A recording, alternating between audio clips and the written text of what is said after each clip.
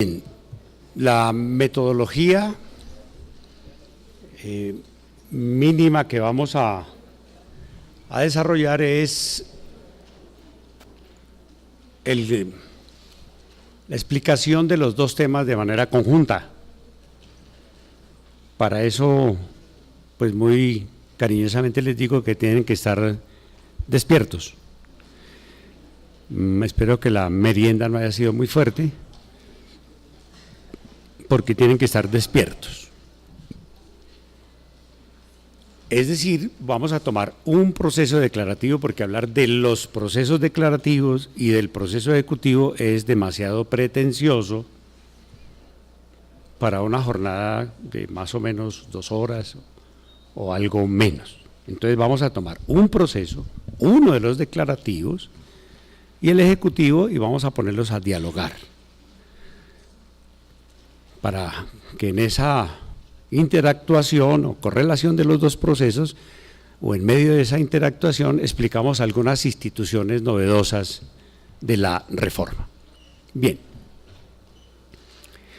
significa eso entonces que vamos a dibujar en el extremo de allá, como si fuese en esa esquina, allá donde están los extinguidores y la camilla, un juzgado ejecutivo, un juzgado donde está un proceso ejecutivo, y aquí a este lado, donde está el equipo de computación, está un juzgado que conoce un proceso declarativo, exactamente del proceso de declaración de pertenencia. Entonces vamos a ponerlos a jugar los dos, vamos a irlos avanzando simultáneamente. La relación entre los dos es que probablemente el demandante es el mismo, el demandante de los dos puede ser el mismo. Repito, el ejecutivo está allá, el declarativo de pertenencia está aquí. Bien, ¿de dónde arrancamos? Arrancamos de lo siguiente: si uno toma el declarativo, pertenencia, que está aquí, lo vamos a mover un poquito, vamos a presentar la demanda y vamos a identificar qué puede pasar en este declarativo y cuál es su naturaleza, para qué sirve, cómo funciona de modo general y cuáles son las modificaciones. Entonces vamos a hacer este proceso declarativo, declaración de pertenencia. Para algunos de ustedes esto será sumamente conocido.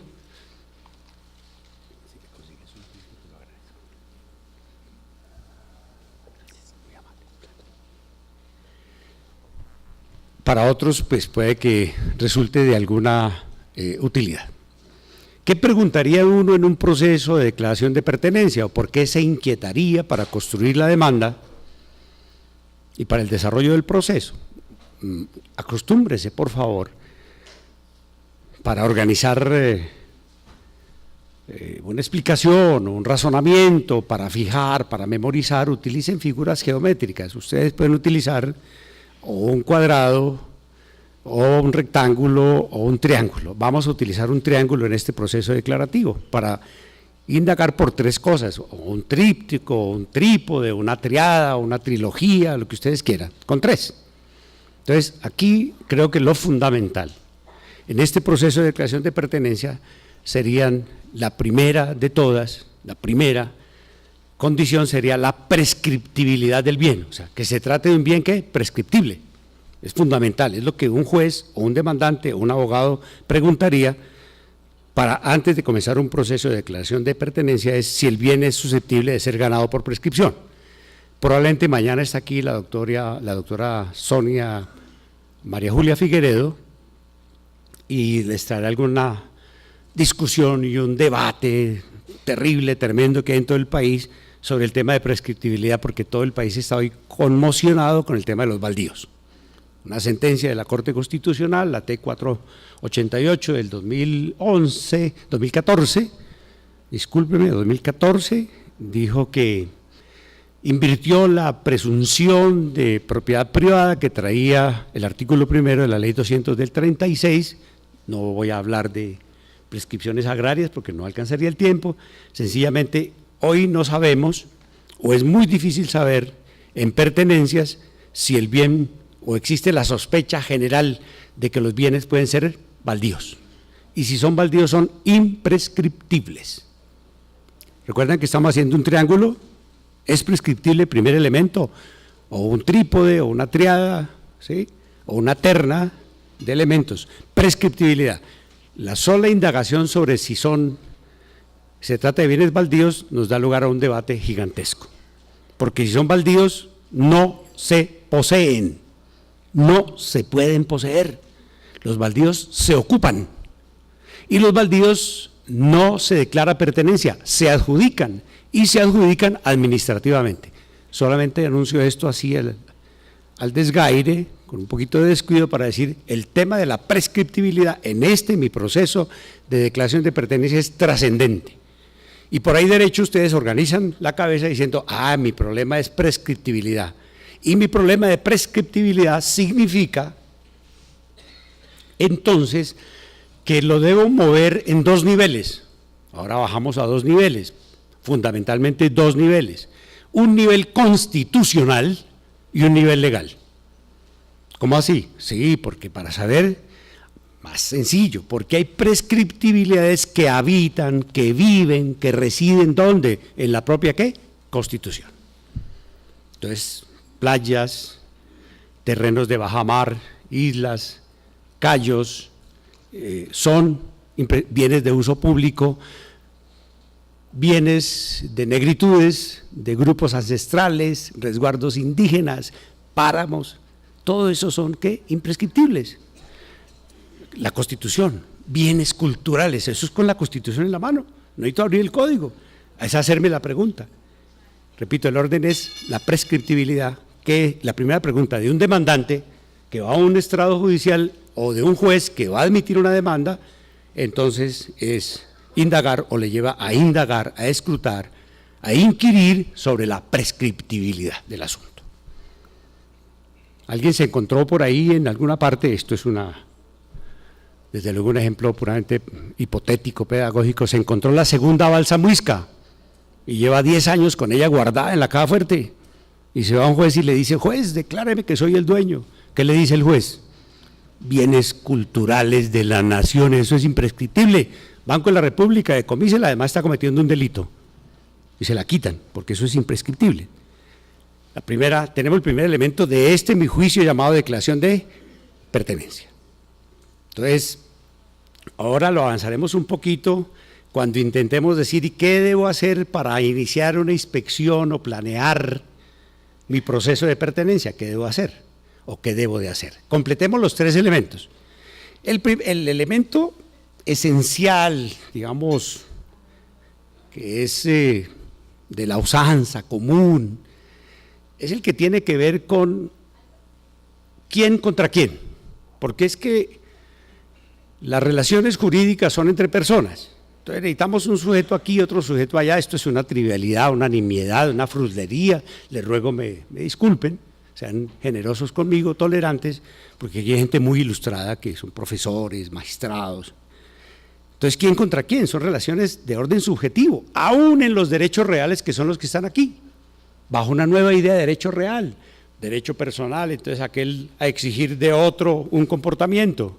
La definición, la dicotomía clásica entre derecho personal y derecho real. Y derecho real es el que yo ejerzo sobre esta cosa mía, este micrófono mío, con exclusión de todos ustedes. Ahí no hay sujetos, también hay sujetos. Porque si es derecho real de propiedad, todos ustedes están obligados ¿a qué? A respetarme esto. Y aquí lo que estamos hablando es de proceso de declaración de pertenencia que conduce al derecho real de dominio y que además realiza unos preceptos constitucionales, porque esto podríamos cabalgar un buen rato sobre la Constitución diciendo que, por ejemplo, acceso a la propiedad, y que eso que hacemos en los juzgados todos los días es realizar la Constitución para que la gente pueda acceder ¿a qué? A la propiedad, a la titulación, porque por culpa de los cultores del derecho procesal, de las políticas, de la falta de reforma agraria y de nosotros los jueces, es que hay una deuda histórica en la titulación de la tierra, y eso fue un auspicio, un abrigo, un entorno favorable para el desplazamiento, el desarraigo, la expropiación y toda esa tragedia que hemos vivido, porque la gente no tiene títulos. Hoy hay parientes de este proceso en restitución de tierras que están intentando devolver las tierras y titularlas, ¿no? Entonces, allá hay un hermano o un compañero nuestro, mañana tengo una conferencia para los jueces de tierras en Cúcuta, que tiene que este mismo trabajo allá.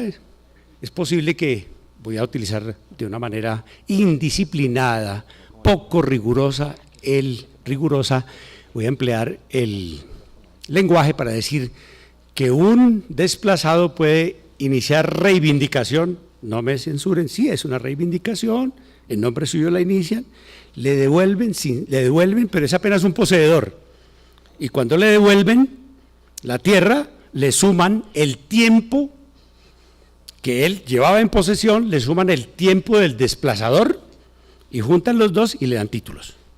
¿En dónde? Juez de tierras. ¿Sí? Entonces, ¿por qué me metí allá? ¿Estoy perdido? No tanto como ustedes creen. Es que estoy allá porque es acceso ¿a qué? A la propiedad. Si yo cojo sujeto campesino, crédito campesino, acceso de la propiedad del sujeto campesino, la Constitución me dice al campesino hay que tratarlo bien, y entonces agitaría el tema de propiedad desde la perspectiva ¿qué? Constitucional, como derecho real, pero como derecho real entendido con sujetos, porque estoy buscando las partes del proceso. Voy hacia las partes del proceso de pertenencia, algo que ustedes trabajan todos los días y que se ofrece como trivial y como simple. Bien, ¿qué significa eso? Pues significa que el derecho real es entre sujetos y que el demandante, poseedor, como se le llame, el que acciona, el que toma la iniciativa, el motor de este proceso, es un sujeto, y que al otro lado, a pesar de que es un derecho real, lo que está reclamando, hay sujetos también. ¿Quiénes son los sujetos que hay al otro lado? Pues el propietario, cuyo derecho se va ¿a qué? A extinguir. El acreedor hipotecario del propietario inscrito, uy, apareció más gente, se complicó, ¿cierto? ¿Y quién más está?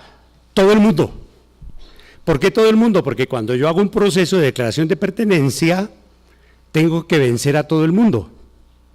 ¿Para qué? Para que mi derecho sea practicable, coercible, tenga coactividad frente a todo el mundo. Entonces venzo a todo el mundo, ¿mediante qué? Mediante ficciones. ¿Cuáles son las ficciones? Emplazamiento a indeterminados, ¿sí? Y el efecto erga omnes de la sentencia que el juez provee, mediante la cual me declara o declara este sujeto demandante, promotor del proceso, como dueño.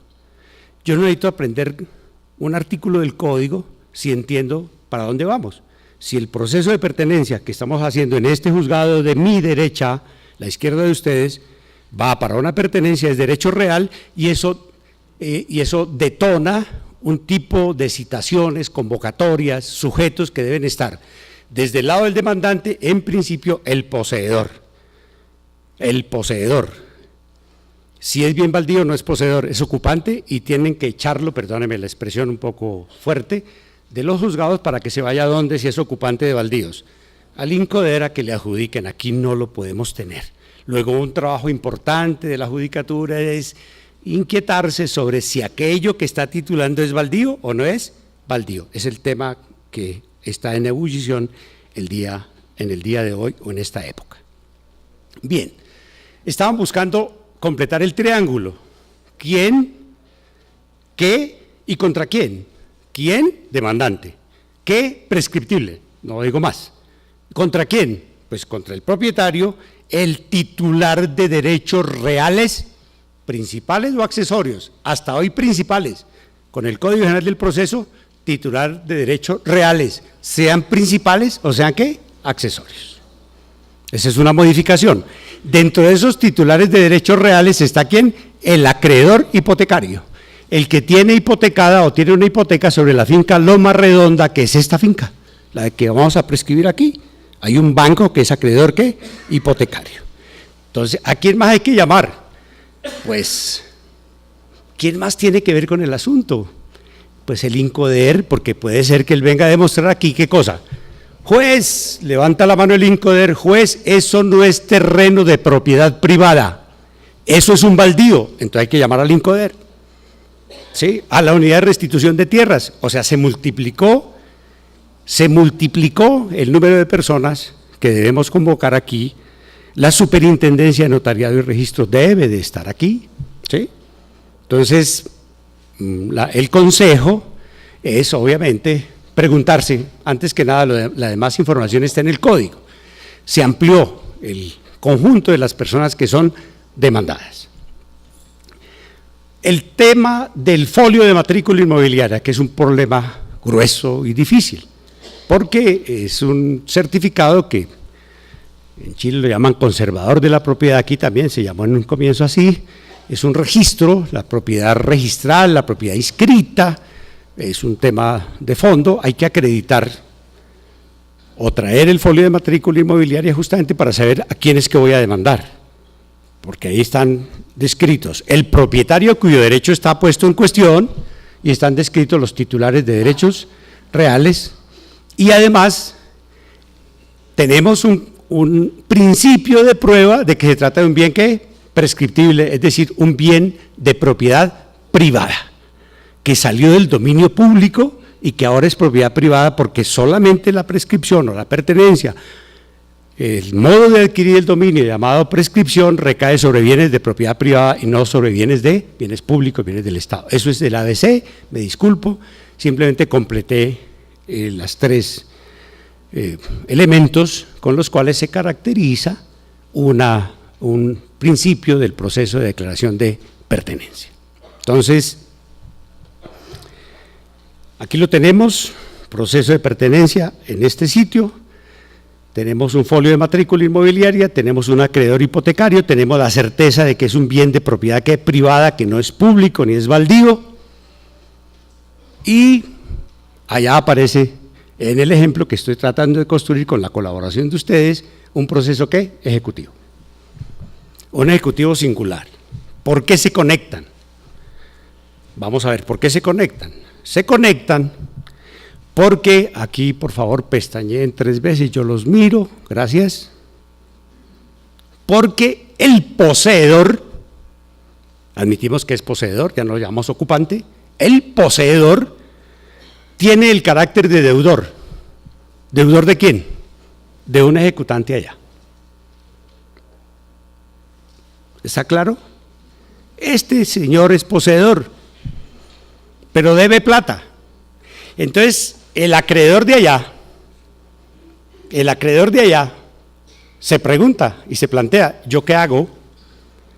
¿Puedo perseguir el bien, la finca llamada Loma Redonda? ¿La puede perseguir? Pide un folio de matrícula inmobiliaria y le dicen, no pertenece al demandado, no pertenece al deudor, pertenece a un tercero que es el demandado en el proceso de pertenencia. ¿Sí me siguen o no? Luego no se puede perseguir, le rebota, le rechazan, ¿qué cosa? Le rechazan la comunicación de embargo porque el bien sencillamente no pertenece ¿a quién? Al demandado. Y no tiene más bienes, toca ponerle más datos, no tiene más bienes, entonces ese pobre acreedor mira el rechazo y dice, ¿ahora qué persigo? ¿Ahora dónde voy? Porque me enseñaron en la facultad, si es abogado, que el patrimonio del deudor de allá, poseedor aquí, ¿sí me siguen? Deudor allá, demandado allá, ejecutado acá, aquí es poseedor. El patrimonio del deudor es prenda general de los acreedores. Si tuviéramos tiempo, dictaríamos la clase de la charla, la conversación, el coloquio del ejecutivo solo con el Código Civil y Derecho de Obligaciones. Por favor, mi consejo es, el que quiera estudiar proceso ejecutivo, cierre el Código General y abra el libro de ¿qué? De obligaciones y el libro de bienes, porque es con eso que se estudia. Bien, y un poco de eso intentaremos hacer en el día de hoy. El acreedor dice, ¿qué hago? Consulta, dijimos que era abogado, consulta a sus amigos, ¿yo qué hago? Si a mí me enseñaron que el patrimonio del deudor, sí, es prenda general de los acreedores. La pregunta, ese bien, ese derecho, llamémoslo, esa expectativa, no le hemos dado nombre concreto, ¿forma parte del patrimonio o no forma parte del patrimonio? Yo mismo, esto es una pregunta retórica, no se molesten, no se incomoden, que yo esto lo hago es con todo el cariño del mundo e intimidado, porque sé que aquí hay gente que sí sabe del tema, ¿sí? Colegas, ¿sí? Pues ese, llámelo por ahora, expectativa, derecho, después le daremos la calificación que le corresponde, expectativa, derecho, lo que ustedes quieran, sí forma parte ¿de quién? Del patrimonio de este señor. Sí forma parte del patrimonio. ¿Y tiene derecho a qué? A ser perseguido. Entonces, se plantea el ejecutante ahí, ¿cómo persigo la posesión? ¿Puedo embargar la posesión? ¿Puedo secuestrar la posesión? ¿Qué tipo de derecho es? ¿Es un hecho? Que son las grandes preguntas. ¿O no forma parte del patrimonio? ¿O es inembargable?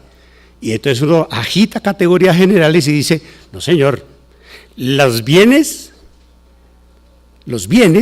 inembargables son números clausus, taxativos. Entonces, muéstreme la lista del Código Civil a ver si ese bien es ¿qué? Inembargable. Ah, pero es que eso no es un bien, eso es una expectativa, eso es un derecho, eso es un hecho, no sabemos todavía qué es. Ahora comprometeremos nuestra opinión con alguna de esas categorías que estamos agitando. Yo le respondería, claro que forma parte ¿de qué? Del patrimonio, porque no está excluido. Y por allá hay una normita hoy, en el 515 del Código de Procedimiento Civil, reproducida, se los garantizo, en el Código General del Proceso, que dice que el embargo no será necesario cuando se persiga el derecho derivado de la posesión sin título.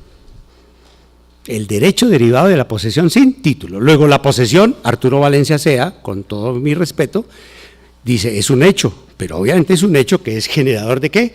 De derecho. Entonces por ahora ya decimos, eso es un derecho, y ahí hay unas acciones, Código Civil, acciones, y las acciones son muebles y son inmuebles, Código Civil, y son inmuebles cuando recaen sobre qué? Sobre bienes inmuebles. Aquí hay una acción inmueble, Código Civil. ¿Y cómo persigo la acción inmueble? ¿Qué puede hacer el ejecutante de allá? ¿Qué puede hacer? Entonces, lo vamos a aconsejar. Le decimos, mire, promueva la demanda. Me dirá, pero yo ya la promoví la demanda ejecutiva y no va nada. Porque me rechazaron, me rebotaron, ¿qué? Me rebotaron el oficio de embargo. Entonces yo le insisto, promueva la demanda. ¿Cuál demanda? Pues la de declaración de pertenencia. ¿Cómo así? ¿Se sorprende? Sí, pero si es que yo no soy el poseedor es mi deudor. Dice, pues hágalo en nombre de su deudor. Trasládese allá, de allá del proceso ejecutivo, si es que ya lo comenzó, pida copias, ¿me siguen o no? Pida copias del título ejecutivo, qué sé yo, si ya inició el proceso. Ahí hay 10 preguntas más posibles. Pida copia, certificación del estado del proceso, de que es acreedor. Básicamente empecemos de que es, prueba de que es ¿qué? Acreedor. Y venga aquí, ante el juzgado de conocimiento, inicia el proceso declarativo, un verbal declarativo, llamado ¿de qué? De pertenencia. ¿Yo puedo hacer eso? Claro, el código le autoriza a hacer eso. No el código ahora, desde siempre. ¿Le ha autorizado a qué? A presentar la demanda de declaración de pertenencia, a ejercer el derecho que el poseedor no quiere ejercer, porque estamos en presencia de un poseedor remiso que dice, yo no voy a demandar la pertenencia, porque si me vuelvo dueño, me caen todos mis acreedores, ¿correcto? Y se llevan la propiedad, entonces yo prefiero no demandar, porque si demando la pertenencia, me inscriben como dueño y ahí sí registran el oficio de embargo, entonces yo no hago eso. Entonces, el derecho le dice, pues si usted no lo hace, lo obligan. ¿Cómo así? Sí, señor. Entonces, ese señor, acreedor de allá, que no es poseedor, es un acreedor del poseedor, viene aquí y presenta la demanda de declaración de pertenencia y le dice, juez, necesito que a este deudor, lo hemos llamado deudor, ¿sí? Aquí poseedor, tiene las dos calidades, deudor y poseedor, ¿sí? Lo declare dueño, quiero que lo declare dueño. ¿Y para qué? Pues ya surge evidente, pues para que una vez que lo declare dueño, me pague. Entonces, vicisitudes que podrían ocuparnos mucho tiempo, me toca acelerar un poquito, uno preguntaría curiosidades, ¿no? ¿Y ustedes han visto algún proceso en el cual emplacen al demandante y le nombren curador al ítem? Al demandante. Raro, ¿no es cierto? Pero bueno, para despertarlos un poco, ¿qué pasaría si el acreedor sabe que ese es poseedor, pero no sabe dónde está? Sabe que es poseedor porque tiene arrendada la finca Loma Redonda y paga impuestos, le hace mejoras, le hace cerramientos, ¿sí? Le pone fuentes de agua, riego, sabe que es poseedor, sabe que paga el impuesto, pero no sabe dónde está. ¿Cómo hace? Le va a decir: señor juez, admitan la demanda puesta por mí, acreedor de allá, ¿en nombre de quién? Del poseedor, en nombre de él, y emplácelo para que venga el proceso. Y tienen que emplazarlo, porque no pueden hacer el proceso sin la notificación de él. Lo pueden hacer sin su voluntad, pero no sin su conocimiento. Entonces lo emplazan, curiosamente lo emplazan. Viene el señor y dice: yo soy el poseedor, y se presenta en la secretaría del juzgado y dice: vengo a notificarme, vengo a notificarme porque antes de que el curador empiece aquí, vengo a notificarme del auto admisorio de la demanda. Y le dice al secretario: ¿usted quién es? Dice: yo soy el demandante. ¿Cómo así que viene a notificarse? Sí, vengo a notificarme. Y va a descorrer el traslado y dice: no, voy a empezar el proceso. Entonces se notifica formalmente y enseguida radica un memorial y dice: señor juez, desisto de las pretensiones de la demanda.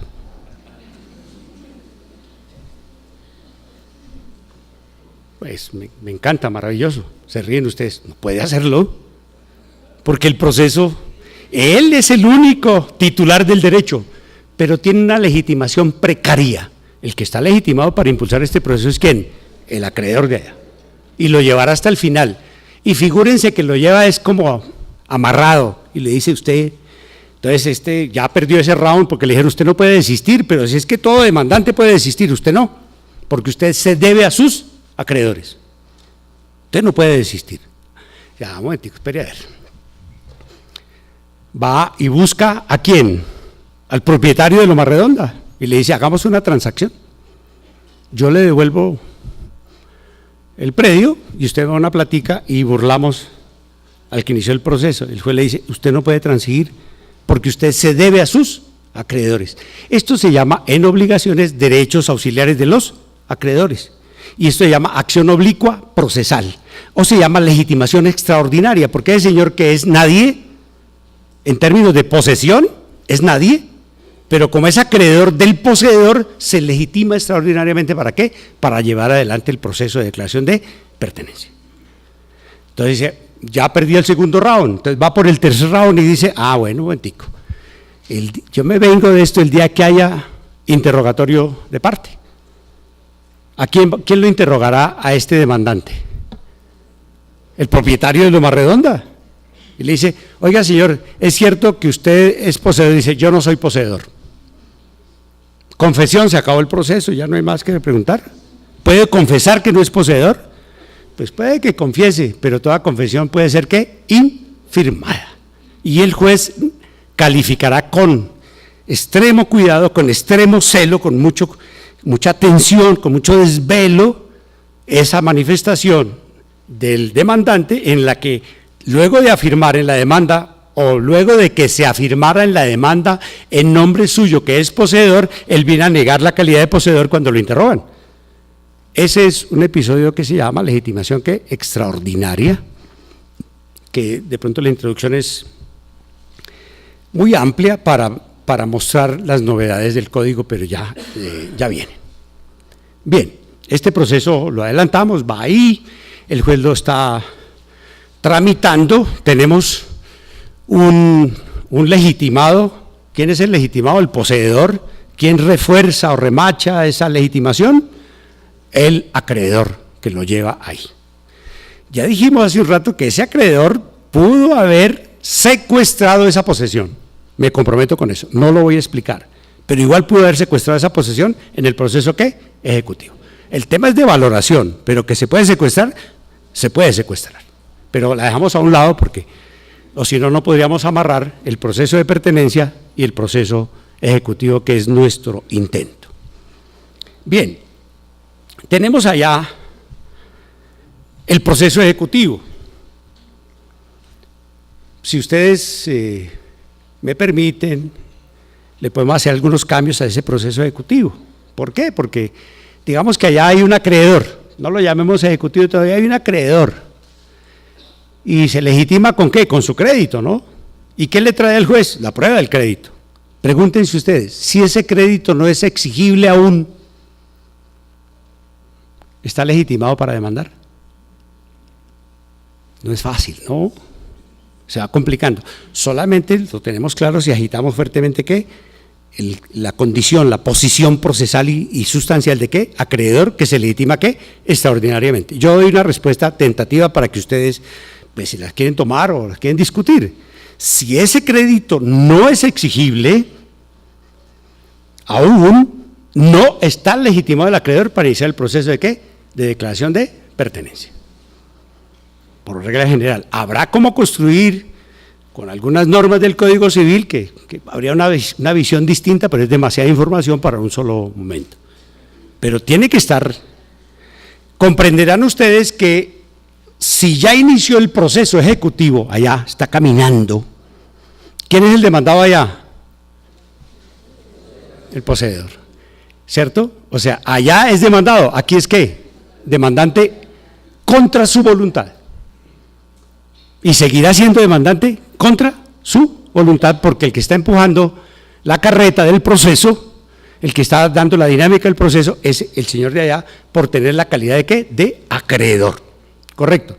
Entonces, allá está el proceso ejecutivo. Imagínense ustedes lo que puede pasar, para que vean ustedes lo dramático de algunos de los cambios, que llegó este señor enterado del asunto, va y se notifica allá. O si hagamos más variantes, ni siquiera se notifica, va y advierte que ese proceso estaba abandonado y con posibilidad de desistimiento tácito o perención. Pues no cometería la torpeza de decirle, señor juez, porque lo tiene notificado por conducta concluyente, ¿no? Pero ¿qué pasa si ese proceso se termina por desistimiento tácito? ¿Está legitimado o no está legitimado? Depende. ¿De qué depende? Si tiene un crédito exigible, se legitimaría con el solo ¿qué? Crédito, aunque el proceso se muera. ¿Sí me siguen? Porque tiene el crédito y es exigible. O sea, no siempre que se muere ese proceso, ese ejecutante pierde la legitimación, pero hay casos en que las pierde. Bien, si por ejemplo como resultado, aparecen las novedades, ojo, como resultado de la actividad en ese juicio ejecutivo, proceso ejecutivo, dictan una sentencia anticipada diciendo que el señor carece de legitimación, que no es acreedor o algo semejante. ¿Perdió la legitimación aquí? La perdió, porque le dicen que no es acreedor. O si por otro medio le dicen que su crédito no es exigible, perdió la legitimación aquí. No puede hacerlo. ¿Qué ocurre allá para mostrar las novedades? Allá es posible y opera la preclusión o preclusividad. Allá puede ocurrir que venga este señor que es demandante aquí contra su voluntad y demandado allá, se presente y le diga, señor juez, pido reposición del auto de mandamiento de pago porque el título carece de los requisitos formales. Y la manera de alegar eso es mediante el recurso de ¿qué? Reposición. Y solo reposición. Los defectos formales. Y más adelante, ni el demandado ni el juez puede tocar el tema de los defectos formales del título. Se acabó aquel dístico, aquella sentencia que decía que, ¿cómo es? Que lo interlocutorio no ata lo definitivo y que si el juez dijo que había título ejecutivo formalmente válido, después la sentencia dice que no. No, aquí si se pasó la etapa de la reposición sin objetar los defectos formales del título, el asunto quedó ¿qué? Definitivo, intangible, cerrado, clausurado. No se puede volver a tocar. Esa es una modificación del Código General del Proceso. Bien. Vicisitudes de ese proceso que pueden tener incidencia en este. Resulta que él se notifica, el que es demandante aquí, deudor demandado allá, se notifica y dice, pido reposición porque carece de títulos, el título carece de los requisitos formales. No entro por conveniencia, huimos por tiempo y conveniencia de definir qué es eso de requisitos formales, ¿no? Porque es un tema complicado. Esos requisitos formales en el artículo 784 del Código de Comercio aparecen llamadas excepciones. Entonces, ahí tenemos dificultades. Bien, vamos a avanzar el proceso de allá y resulta que el juez atendió las razones expuestas, ¿por quién? Por el demandado, ejecutado, y le dice, su título no sirve, le faltan elementos, ¿qué? Formales. Ergo, se revoca el mandamiento de pago, ¿me siguen? Ergo, se levantan las medidas, ¿qué? Cautelares. Ergo, se condena al ejecutante a pagar los perjuicios causados con las medidas, ¿qué? Cautelares. Y de alguna manera ese proceso va camino del cementerio, va camino de la morgue, está en cuidados intensivos. Está en cuidados intensivos y ahí surge un problema complicadísimo. Vamos a tratar de explicarlo para volver otra vez al proceso de pertenencia. ¿Por qué decimos que está en cuidados intensivos? Porque va camino de morirse. Pero no se muere, se resiste a morir. Y aquí viene la modificación del Código General del Proceso, que le da como una vida más, le permite vivir precariamente bajo condiciones distintas, en una aplicación o en aplicación de una doctrina, de un principio, de una metodología, de una aspiración mejor, que podríamos llamar que este código es un código maleable, un código dúctil, ajustable, que permite encontrar varias rutas y no es blanco o negro, sino que conoce matices y claroscuros, porque la realidad presenta ese tipo de situaciones. Luego, si decimos en principio que ese proceso ejecutivo se va a morir, porque ya fue al tribunal y el tribunal le dijo, sí señor, aquí ese título, le revocaron el mandamiento de pago, lo condenaron y el tribunal le dijo, ese título le faltan requisitos formales, luego se acabó. Le dan un salvavidas, el código, le dice, ejecutante, usted sobre esas cenizas llore, pero no llore mucho tiempo, porque tiene ahí 3 días, ¿para qué? Para para promover un proceso declarativo. ¿Cuál es el fundamento? Pues sencillamente que la forma del documento es lo que falla, pero que seguramente ese señor sí debe la plata. No sé si me hago entender. Sí debe la plata. Entonces, doy mi opinión, el código dice, para que se convierta en un proceso declarativo. Y las preguntas que haremos es, ¿se convierte automáticamente en un declarativo con una simple petición? Y yo diría, no. Entonces, señores jueces, colegas, cuando llegue, y sustanciadores y magistrados y todos los compañeros, por favor, cuando hay una petición de un frustrado y lloroso ejecutante, mojadito el papel, con lágrimas, que les diga, bueno juez, oportunamente estoy en tiempo, convierta esto en un declarativo.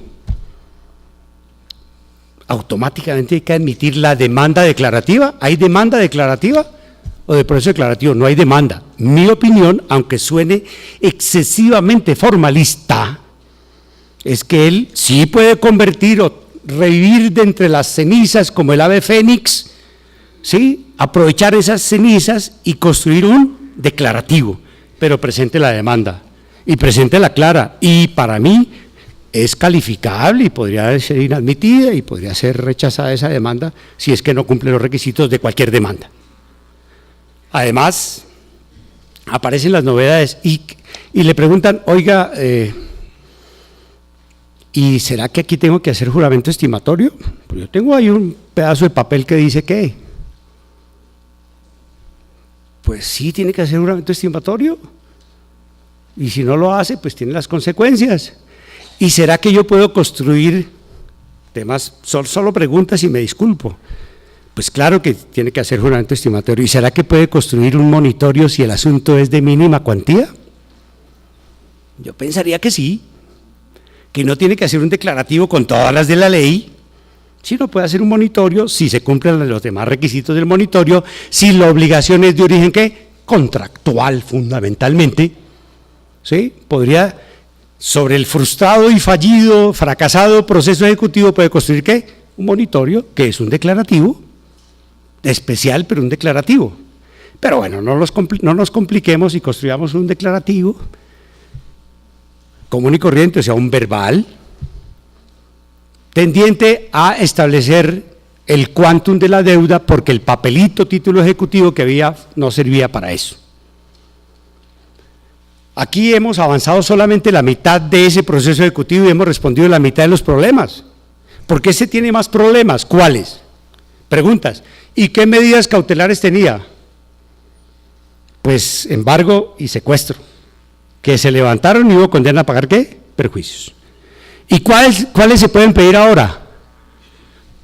Las del declarativo, inscripción de la demanda. Luego seguimos con medidas ¿qué? Cautelares, pero distintas. Entonces se abren aquí dos rutas, porque tenemos aquí varias cosas. Las cenizas de ese proceso, hay unas que son cenizas y otras que están un poquito encendidas.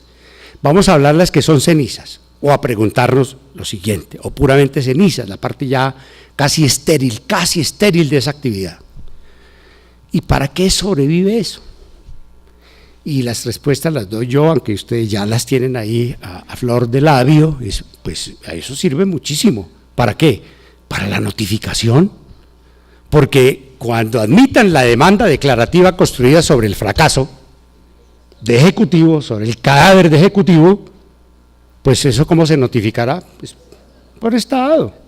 Y entonces viene un genio y dice, ¿y si involucra a otro demandado? Pues por estado y personalmente al otro demandado. O sea, no invente nada, eso no tiene problema. Eso no tiene problema, eso no vamos a cambiar el código por eso y hacer otro código por eso. Pues hagan lo mismo cuando hay reconvención. Si reconvienen contra el mismo demandante, pero si meten a otro, o es un caso de litisconsorcio, pues al demandante por estado y al otro es personal o como sea, pues aviso, citatorio, esas cosas. Eso no tiene problema. Bueno, resuelto ese tema, oiga, muy útil la notificación, entonces listo, está notificado por estado y arrancamos el declarativo con las medidas cautelares del declarativo y eso toma una ruta, está trazada la ruta.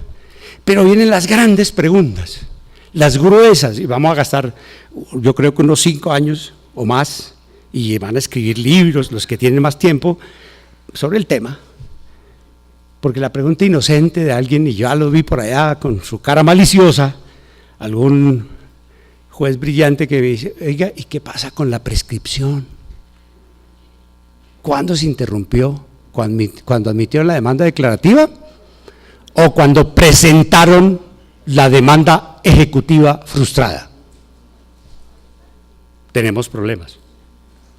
Porque no es lo mismo.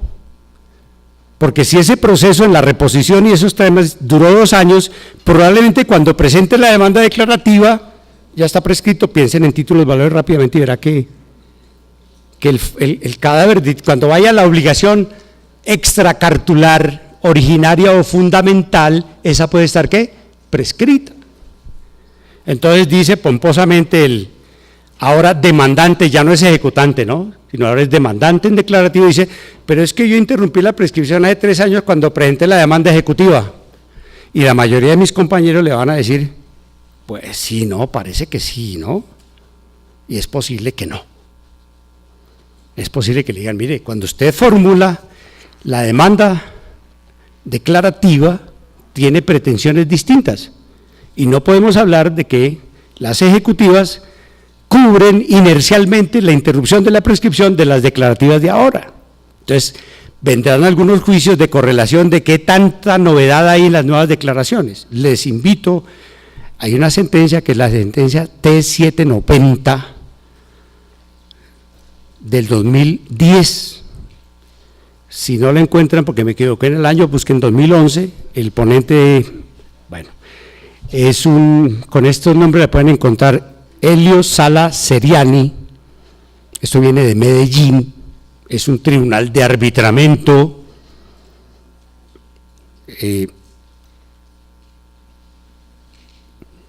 ¿Y qué pasó allá? Pues pasó algo muy, creo yo, muy pertinente para este debate. ¿Debate de qué? De la prescripción. Muy pertinente, ¿por qué razón? Porque en ese, el otro nombre es Química Amtex, con X, Amtex, A-M-T-E-X, yo creo que lo pudieron encontrar ya el 1 de octubre del 2010, creo que es, vale, si no es 11. ¿Qué pasó allá? Es un tema delicioso, además, teóricamente, de sociedades. Es un tema de impugnación de actos, determinaciones sustanciales tomadas en juntas directivas o asamblea de ¿qué? De socios, que ustedes saben que eso tiene una caducidad, por favor, tema difícil, de 2 meses, código de comercio, pero que también tiene una prescripción en el artículo 235 de la ley 222 de 1995. ¿Qué pidió el demandante en ese tribunal de arbitramiento original? Dijo, solicito que declare ineficaces los actos tomados en esa junta directiva o junta de socios, era una junta de socios de Química Amtex, declárelos ineficaces. Y en consecuencia que el señor, los que tomaron esas determinaciones, me indemnicen. Esa es la demanda original. La Corte Constitucional y el Tribunal y la Corte Suprema, recogiendo tácitamente, implícitamente la tesis de que esta ineficacia prescribe, lo cual está en discusión también, porque los comercialistas y alguna línea o vertiente, para mí equivocada, dice que como es ineficacia, eso nunca ¿qué? Prescribe, lo cual es un absurdo para mí. ¿Sí? De hecho, ya en un tribunal de arbitramiento en Cali tuve ocasión de fallar como árbitro, de proyectar como árbitro presidente en Cali, diciendo eso claro que prescribe, y uno de los fundamentos fue esta sentencia. Bueno, y muchas otras consideraciones. Bien, pero ¿qué ocurrió? Que el demandante pidió, recuerden ustedes, lo que pidió en el primer lugar era que declararan ineficaces y que lo indemnizaran por los perjuicios causados. Resulta que había transcurrido un buen tiempo, teóricamente había interrumpido la prescripción desde aquí, y aquí reformó la demanda e involucró una nueva pretensión y dijo, señor juez, declare que hubo abuso del derecho. Pero cuando plantea esta de abuso del derecho resulta que ya está prescrita. Y entonces el tribunal arbitral en Medellín le dice, pues estaría prescrita si no fuera porque hay una presentación de demanda aquí. La pregunta es, para ustedes, ¿ustedes creen que la presentación de la demanda original interrumpe la prescripción para las pretensiones involucradas nuevas en la reforma de la demanda? Y la respuesta que yo les doy y me anticipo es no. Hay autonomía. Cuando es claramente distinguible las pretensiones de la demanda original de las que se introducen al espacio judicial en la reforma de la demanda, se les da tratamiento ¿qué? Distinto. Luego estas se interrumpieron ¿con qué? Con la presentación de la demanda. ¿Y estas cuándo se interrumpieron? Con la presentación de la reforma de la demanda. Eso es la síntesis de las T790. Entonces la pregunta revertida, recuerden ustedes a aquella situación en la cual el proceso ejecutivo se nos convirtió en un declarativo. La presentación de la demanda ejecutiva tiene como efecto interrumpir la prescripción de las pretensiones de la demanda declarativa y a mí me arroja que no, que por lo menos hay que discutir eso. Luego construir sobre las cenizas de un frustrado proceso ejecutivo solamente para mí, ¿sirve para qué? Para aprovecharse de qué? De la notificación, pero no para cambiar la modalidad de notificación por una notificación por Estado, pero no produce efectos materiales. No produce efectos materiales. Los efectos materiales de interrupción, los sustanciales de interrupción de la prescripción, se producen ¿con qué? Con la demanda declarativa que sustituye al frustrado proceso ¿qué? Ejecutivo. Como ven ustedes, aquí hay bastantes datos nuevos y complicaciones adicionales cuando quiera que intentamos, o consagró en el Código General del Proceso, o consagró el Código General del Proceso, la posibilidad de construir un declarativo sobre las cenizas de un ejecutivo. ¿Y cuáles son esas cenizas? Pues las cenizas que de eso no quedó nada. Pretensiones no, porque esas eran ¿qué? Ejecutivas. ¿Y estas son qué? Declarativas, totalmente ¿qué? Distintas. Eso desde una perspectiva, pero como yo tengo que mostrarles, perdón, de toda la mercancía y además el arsenal de los contradictores, entonces se parará un contradictor aquí y me dirá. Pero bueno, depende. Villamil o Edgardo, como me quieran decir, bueno, sí, o como quieran. Depende. ¿Por qué razón? Porque depende de la concepción que yo tengo de la prescripción.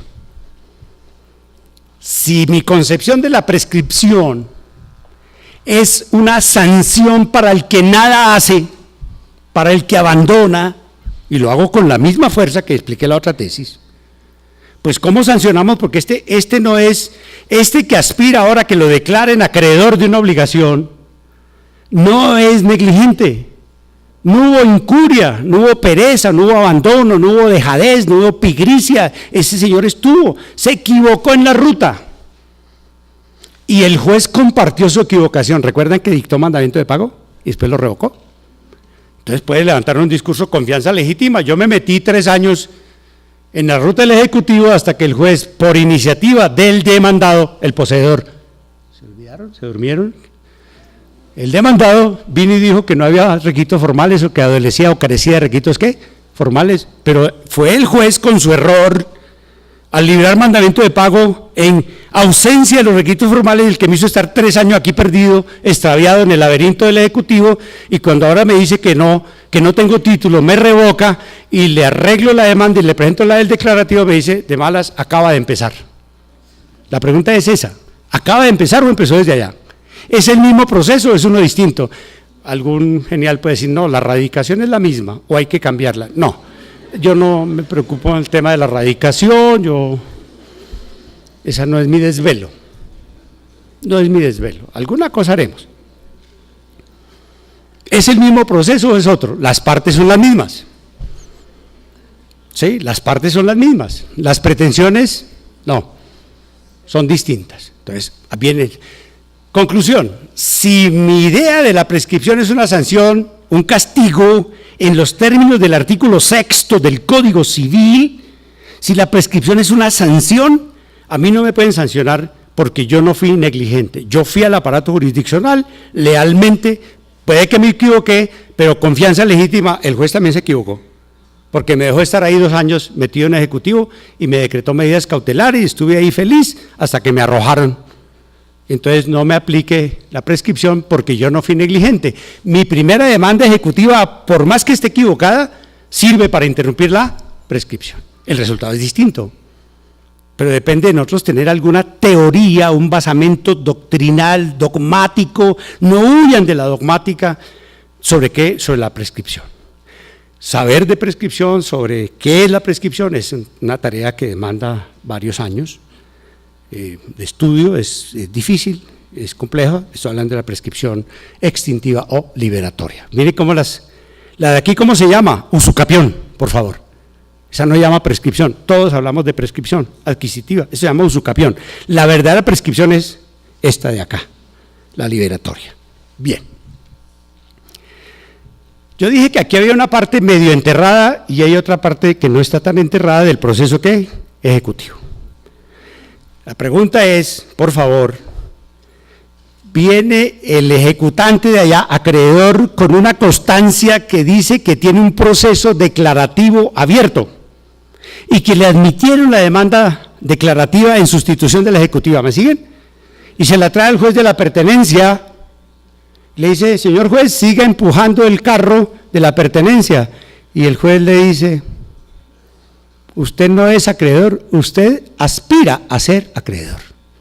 Usted es un aspirante a un derecho, usted no tiene ahí, tiene un poquito menos que 2/3 de la mitad de 1/5 de una expectativa. Usted no es acreedor, y el que está legitimado para empujar este carro es ¿quién? El acreedor. Cuando me traiga la sentencia hablamos. Conclusión, ¿este se va a morir? Claro, sentencia anticipada. Porque el demandante carece ¿de qué? Legitimación. ¿Pero quién es el demandante?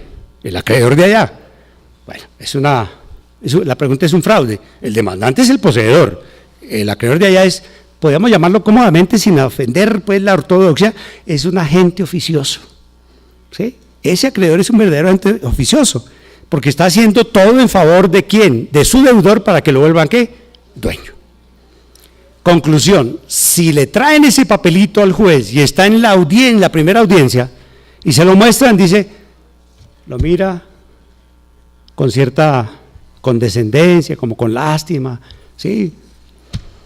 Y le dice, bueno, en este estado el juzgado no, el juez procederá a dictar sentencia anticipada. Y lo dirá sin mucho preámbulo, le dice, mire, usted no es acreedor, usted carece de legitimación, usted no puede por este proceso se acabó. Esa es la sentencia anticipada. Pregunta, si está equivocado, ¿quién es el que debe estar listo, por favor? Ustedes son un auditorio de jueces, pero aquí el que debe estar atento muy rápidamente es ¿quién? El abogado ejecutante y demandante aquí en nombre de su deudor. Porque cuando el juez diga que va a dictar sentencia anticipada, en cualquier caso, yo como litigante, y ahora soy litigante, o una combinación, una especie de híbrido de litigante y juez, como con juez de la Corte Constitucional del Consejo de Estado, tengo no me desprendo del todo. El litigante tiene que estar despierto. Cuando el juez diga voy a dictar sentencia anticipada, levantar la mano y, señor juez, si eso va a ser, solicito que me dé traslado. ¿Para qué? Alegar. No, pero es que el código no dice que el juez que va a dictar sentencia anticipada tiene que dar traslado para alegar. Ahí no dice, pero hay una causal de nulidad que dice dictar sentencia y esto tiene alegatos. Yo no creo que se pueda, lo digo con todo respeto, asaltar a una parte diciéndole voy a dictar sentencia y a propósito está la sentencia. Y si es el litigante, ¿que es quién? El que está peleando aquí es quién, el demandante, ¿no? El acreedor de allá. El demandado está feliz, ¿cierto? Porque el que van a echar del espacio cuando hay sentencia anticipada, el que van a expulsar es al demandante siempre. Siempre el perdedor en sentencia anticipada es ¿quién? El demandante. Entonces levanta la mano y dice, deme traslado para alegar. No, que no. Yo después le propongo la nulidad, pero si me quedé callado, no tengo nada que hacer. Condoné. ¿Y cuál será mi trabajo como litigante en ese momento? Pues que yo ya leí, porque estoy atento y estoy preparado, que van para sentencia anticipada, ¿sí? Porque yo carezco de título, por prescripción, por legitimación, por cualquier causa. Pues yo tengo que desbloquear al juez diciéndole, y si usted va a decir tal cosa, por favor, le reconsidere este elemento para tratar de ¿qué? De desbloquearlo y decir, mire, no es un caso de sentencia ¿qué? Anticipada. ¿Sí ven? Pregunta, ¿podría pararse muerto de la risa el quién? El poseedor, demandante, deudor allá, ¿cierto? Y decirle, gracias señor juez, ya que usted echó a este tipo de aquí, ahora sigue el proceso en mi nombre, porque yo sí estoy legitimado, no es que yo soy el poseedor. Ese señor dijo que soy el poseedor, y hay un montón de pruebas que dice que soy poseedor, pues yo me aprovecho y soy ¿qué? El poseedor, siga adelante el proceso. Luego no estaría mal que un juez le dijera, bueno, el proceso termina por iniciativa o al cesar el impulso que le introdujo el ejecutante, acreedor que dejó de ser ejecutante y acreedor y ahora es un demandante simple, común y silvestre, el proceso se moriría. Señor, para facilitar el acceso a la justicia, la facilitación de la propiedad, el acceso a la propiedad, ¿quiere usted seguir el proceso por su iniciativa o no la quiere seguir? Y entonces el señor dirá, sí, que sigue el proceso, pero ya sin este señor que perdió la legitimación, fíjate que perdió la legitimación, pero el proceso continúa. Esa es la combinación de los dos tipos de procesos, o una parte apenas comenzando. Miren ustedes. Resulta que el proceso allá va caminando, no tuvo las vicisitudes, pero me falta una. Hay una que está pasando ahí. Ahí hay dos semillas, una semilla muy, muy débil, casi estéril, que es esa de iniciar un proceso, ¿qué? Declarativo. Y hay una semilla más fuerte, que se llama incidente de liquidación de los perjuicios causados con las medidas, ¿qué? Cautelares. Hay un incidente, hay un proceso realmente. Entonces, ¿qué tiene que hacer el ejecutado que ganó? ¿Por qué ganó? Porque revocaron el mandamiento de pago. Ese es, yo promuevo mi incidente y lo primero que le decimos, sí, hágalo. Por favor, juramento estimatorio, ¿yo? No se le olvide. No se le olvide. Ah, no, que eso es para las demandas. No, señor. Cuando quiera que usted, en el escenario que sea, pida perjuicios, frutos, mejoras, prestaciones de cualquier naturaleza, por favor, jure. Juramento estimatorio, si no le va a fracasar y si lo expulsan de ahí, de pronto perdió, le caducó todo derecho, entonces jure. Ah, bueno, perfecto, cumplió todo, hicieron las pruebas, hicieron todo, o no hicieron todo. La pregunta es, ¿será que en la primera audiencia del incidente que le pide prestar las audiencias al declarativo, ¿no es cierto?, de ese incidente me pueden dictar sentencia anticipada o no? Pero claro, me pueden dictar, porque la norma dice en cualquier estado del proceso, el juez podría dictar sentencia, ¿qué? Anticipada, por los tres conceptos que el artículo 278 trae para sentencia, ¿qué? Anticipada. Pero no es lo más importante. Por favor, ese incidente tiene juramento estimatorio, posibilidad de sentencia anticipada, pero lo más importante es el concepto sentencia, porque hoy eso se resuelve mediante, ¿qué? Un auto. Y eso significa que no tiene recurso de ¿qué? De casación. Luego ese incidente, si la condena que en él se provee o el fracaso de la condena equivale o representa una magnitud de la que es posible llevar en casación, los 1000 salarios en el nuevo código, ese incidente iría a la corte ¿en qué? En casación. O sea, por favor, no vayan a decir y no digan que yo lo dije, por favor, que el proceso ejecutivo puede ir a casación a la corte. Yo tengo una vieja idea de que sí, pero lo que aquí estoy diciendo es la sentencia que pone fin al incidente de regulación de perjuicios es una sentencia igualitica a la de cualquier declarativo y debe ir a dónde, en caso de ser necesario y cumplir los requisitos de cuantía, puede ir a dónde, a la corte en recurso de casación. No estoy hablando de la sentencia del Ejecutivo porque esa es otra discusión, estoy hablando de la sentencia que aparece ahí para resolver el incidente. Eso es una verdadera novedad porque hasta hoy se resuelve mediante ¿qué? Mediante auto. Y eso significa que no tiene recurso de casación. Esas son hasta ahora las vicisitudes de un proceso ejecutivo en lo que va. Vamos a hacer otro ejercicio para combinar los dos procesos y trabajar el concepto de sentencia anticipada por carencia de legitimación, por ejemplo. ¿Qué ocurre? Que en ese proceso ejecutivo resulta que notificaron bien al demandante de aquí, demandado de allá, lo notificaron bien, interrumpieron la prescripción, dictaron sentencia adelante la ejecución, tienen liquidación del crédito, el proceso va divinamente, no tiene ningún traspiés. ¿Qué problema tiene? Pues el problema que tiene es que no tiene que embargar. ¿Por qué? Porque en ese caso, el deudor demandado, su único patrimonio es ¿qué? La posesión que persigue aquí, ese es el único patrimonio. Pero súbitamente aparece una noticia en ese proceso de allá. La obligación es de 10 millones de pesos. De pronto contesta un banco de las Bahamas: señor juez de allá, pongo a disposición de su despacho $1 millón, porque resulta que ese señor tenía una platica guardada por allá huyendo de la DIAN y se la pone a disposición del juez. ¿Qué va a ocurrir con el proceso de acá? ¿Se termina o no se termina? Pues sí, porque lo que legitima a ese acreedor es la falta de ¿qué? De garantía. Él no tiene garantía para pagarse la obligación y por eso tiene que empujar este proceso. Pero si tiene bienes embargados en cantidad suficiente, pues no tiene legitimación. No sé si me hago entender. Entonces, el juez de aquí va a decir, pues atendido que el juez del proceso ejecutivo dice que hay dinero para pagar $1 millón, ¿me siguen o no? Entonces, ya no hay legitimación, ¿correcto? Entonces, terminan por carencia de ¿qué? Legitimación. Sentencia anticipada. En cualquier momento que aparezca eso, perdió la legitimación. Pero puede haber errores, entonces mataron este proceso por carencia de ¿qué? Legitimación. Vienen aquí y le dicen, mire, te pongo recurso de ¿qué? Apelación. ¿Quién? El demandado. Dice, mire, es que está bien, es cierto, hay $1.000.000.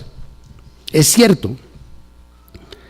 Pero resulta que allá llegó entre el tránsito, en la llegada, en el ínterin, en el tiempo que hay entre la comunicación con el $1.000.000 procedente de un banco de las Bahamas y lo que va a resolver el juez aquí, allá llegaron 25 procesos acumulados. ¿Me siguen o no? Y 10 remanentes de alimentos, o 10, perdón, órdenes de alimentos, y unas laborales y unos fiscales. Y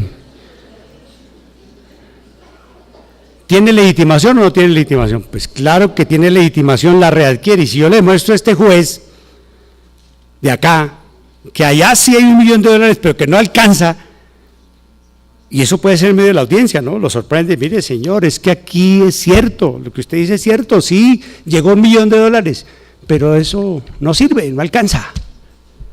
Más aún, llegó una orden de la Fiscalía que dice que extinción de dominio, entonces ¿con qué me voy a pagar? ¿Con qué me voy a pagar? Pues me voy a pagar con ese bien, entonces por favor no me mate el proceso porque sigo ¿qué? Legitimado. Entonces la legitimación puede ser una cosa oscilante, ¿no? Esto puede pasar demostrándoselo a ¿quién? A la Corte Suprema de Justicia en recurso de casación contra la sentencia ¿qué? Anticipada. Porque ese juez me echó diciendo que no tenía ¿qué? Legitimación. Voy al tribunal, me echó el tribunal diciendo que no tenía ¿qué? Legitimación. Me voy a la Corte y la Corte sí ve, error de hecho, sí ve, sí lee bien el informe de ese juzgado que dice que hay $1.000.000, pero hay una cola de 75 acreedores. Luego, tiene legitimación, entonces, por favor, la Corte casará la sentencia anticipada. ¿Dictará la Corte la sentencia sustitutiva? ¿Debería? La regla general es que no hay reenvío entre nosotros. La regla general es que el único caso en que la Corte casa y devuelve es en el caso de la nulidad. ¿Sí? En las demás la Corte se quita la toga de corte, se pone la de tribunal y dicta la sentencia. ¿Pero aquí podrá dictarla? Pues aquí no, porque el proceso está en pañales.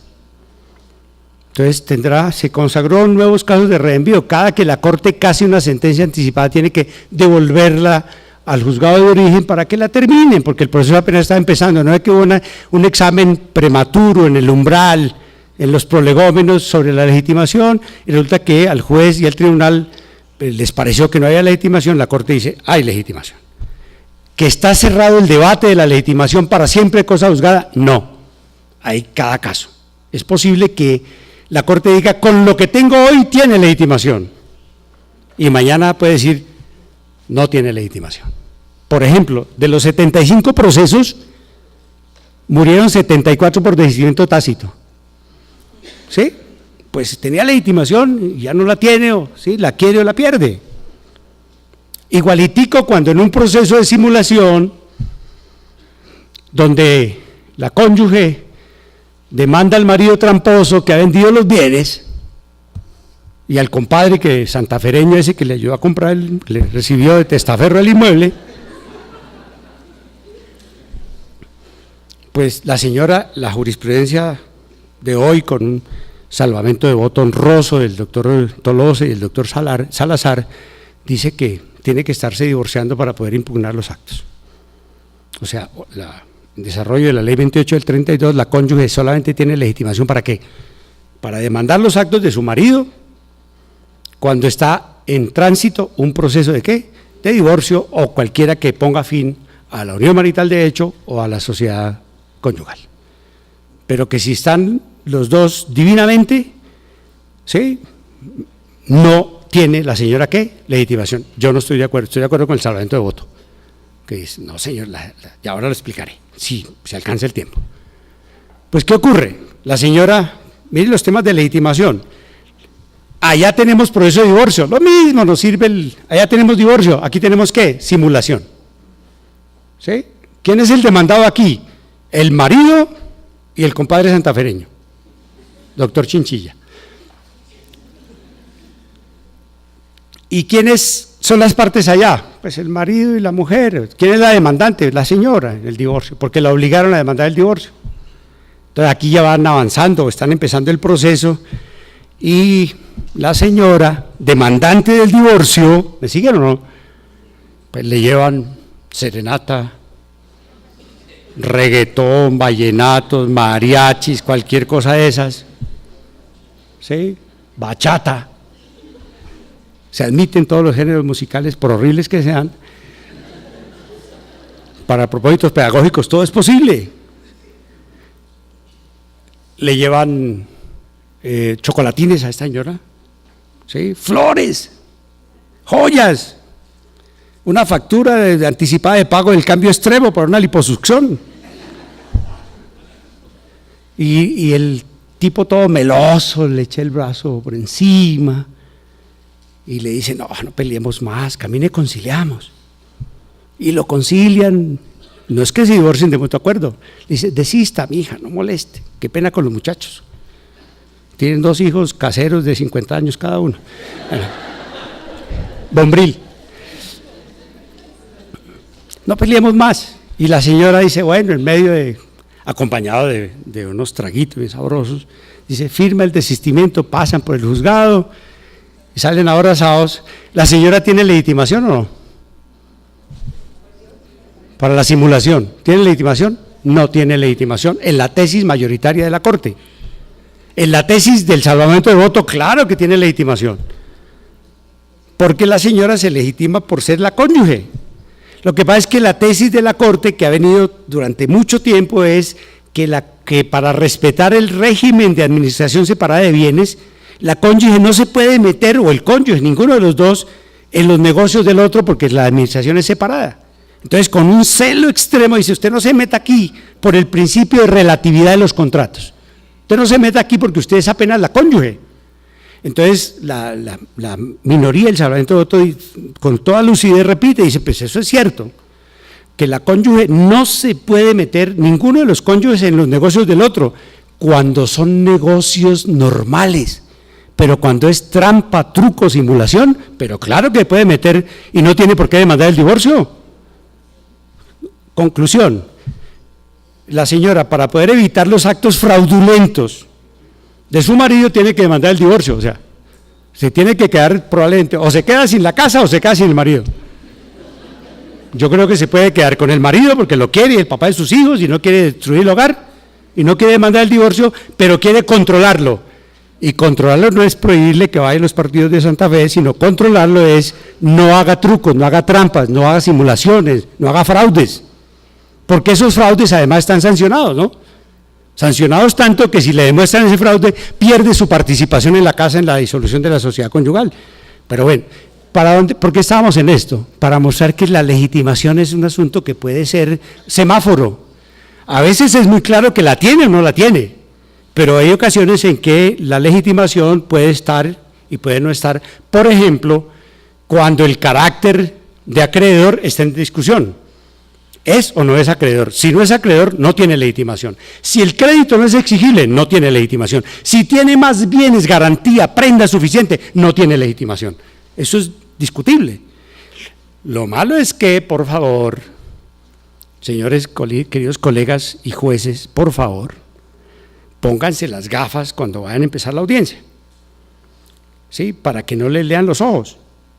Porque en materia de sentencia anticipada puede suceder que ustedes llegan muy orondos, dicen, bueno, improvisación total, ¿no? Planeación tropical. Nosotros somos del trópico, estamos aquí. Vamos a ver, alguna cosa se me ocurrirá, entonces sigan, a ver. Empieza la audiencia, formales, todos se ponen serios, adustos, severos, como debe ser, ¿verdad? Entonces las partes cogiditas de la mano le dicen, señor juez, por favor nos dicta sentencia anticipada.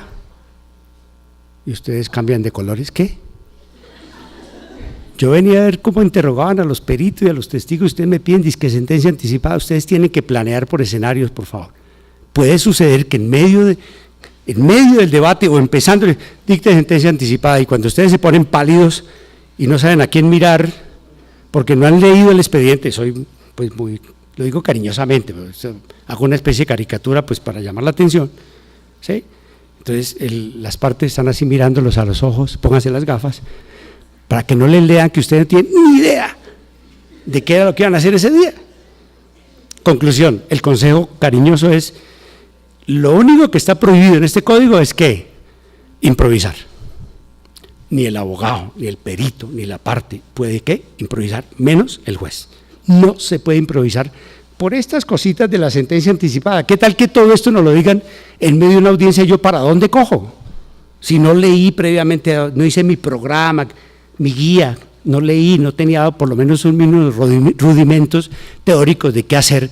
Cuando me sorprenden con una petición de parte, dícteme sentencia anticipada, bueno, cuando ustedes quedan tan perplejos que ni siquiera se les ocurre decir, bueno, yo ya miré esto medio y me parece que una prueba de oficio me puede salvar. Me podría salvar porque, bueno, ustedes lo tienen claro, esa es la idea así un poquito desparpajada, ustedes ya lo tienen claro, pero yo no. Ustedes quieren sentencia anticipada porque creen que yo ya tengo claro el tema, pero a mí me falta una piecita del rompecabezas, del puzzle. No gratuitamente el logo de la Fiscalía es una pieza de puzzle, que es la que falta, ¿cierto? Es igual, aquí es igual. Entonces, con esa pieza de puzzle yo completo, me falta una pruebita muy importante, por ejemplo, el carácter prescriptible del bien, ¿no? Entonces, o cosas por el estilo. Entonces yo puedo decretar una prueba de oficio, pero porque conozco mínimamente el expediente y los atajé con esa afán que tenían de sentencia ¿qué? Anticipada, ¿correcto? Bien. Era para mostrar cómo opera la sentencia anticipada, por ejemplo, allá, y cómo opera aquí, en los dos procesos que estamos desarrollando con alguna simultaneidad, y viendo cómo las vicisitudes de ese, que puede ser un divorcio, se transmiten a ese, las vicisitudes de ese, que es un ejecutivo, se transmiten a este proceso. Entonces, el de allá no tiene muchos más problemas, sino, por ejemplo, que termine diciendo que la obligación prescribió, o que se pagó, o que no es exigible, o que hubo petición antes de tiempo, o que hubo desistimiento tácito, ya lo explicamos, ¿no? Si hay desistimiento tácito, yo le digo, aquí yo sigo siendo acreedor, que no, aplíqueme las sanciones de este proceso, pero ya no me sancione porque yo sigo siendo, ¿qué? Acreedor.